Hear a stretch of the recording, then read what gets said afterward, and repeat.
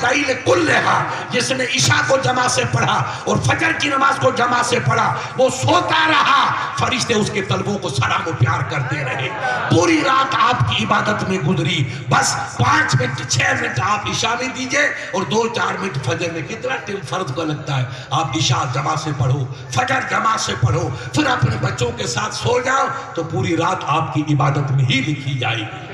بکری چرانے والے سدھر گئے اور تمہیں ابھی اللہ اللہ کرنا بھی نہیں آیا، کلمہ پڑھنا بھی نہیں آیا، تو دل کے پھپھولے جل اٹھے، سینے کے داغ سے اس گھر کو آگ لگی، گھر کی چراغ۔ نہ ہمیں کسی واقع پی ایم سے شکوہ ہے، نہ کسی امریکہ سے شکوہ ہے، دل جنوں کا شکوہ ہم کس سے کریں؟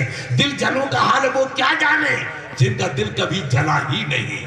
تمہیں چوٹ لگی نہیں بیٹا تو تم کیا جانو دل جنو؟ پوچھو جا کے یو پی میں کیا ہوا، گجرات میں کیا ہو رہا ہے، ادھر کیا ہو رہا ہے۔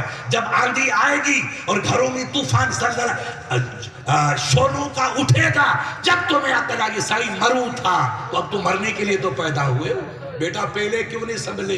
سید نے تم کو جھنجھوڑا، مفتی نے جھنجھوڑا، مگر سائیں انیا ساری مچھڑی ندھی آئے، ان کے وری تھین کھپو۔ تم مچھوں پہ توجہ دیتے رہے، اسلام پہ توجہ نہیں دے۔ اگر اسلام پہ توجہ دیتے تو تمہیں پتا چلتا کہ اسلام میں اللہ نے سب کچھ برکتیں رکھی ہے۔ ماں باپ کی خدمت کرنا، بھائیوں کی خدمت کرنا، رسول اللہ نے کیسی تعلیم دی تھی۔ ایک جنگ میں مخالف کمپنی ہار کھا کے بھاگ گئی، وہ نبی کے صحابہ جیت گئے۔ وہ عشق دیکھو، ان کی محبت دیکھو، ان کا ایک دوسرے کا، ہم پیار کے افسانے تو سناتے ہیں مگر پیار کرنا جانتے نہیں۔ کتوں کا پیار الگ ہے، وہ شیر کا پیار الگ ہوتا ہے۔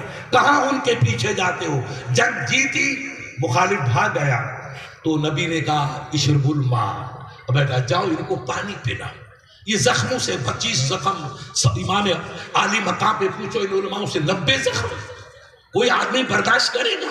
ایک صحابی کی روایت آتی ہے کہ ان کے بدن پہ 40 زخم تو تلوار کے تھے اور 30 یا 40 لگ بھگ 30 زخم ان کے نیزوں کے تھے، یعنی 30 40 70 زخم اس کے بدن پہ۔ وہ شہید نہیں ہوگا تو کون ہوگا؟ اور ان کا رتبہ اللہ کی سرکار، اس نے زخم اپنی کھیت کے لیے نہیں کھائے تھے، انہوں نے زخم لا الہ الا اللہ محمد رسول اللہ کے لیے کھائے تھے۔ تب اسلام پروان چڑھا ہے، تب دنیا میں اسلام پھیلا ہے۔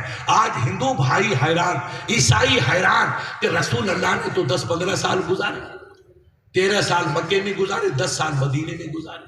کتنے ہو گئے بیٹا؟ 23 سال۔ زور سے بولو۔ 23 سال میں تو ہمارا بچہ بالغ بھی نہیں ہوتا مولا۔ 23 سال کیا؟ 23 سال میں دنیا کا نقشہ بدل گیا۔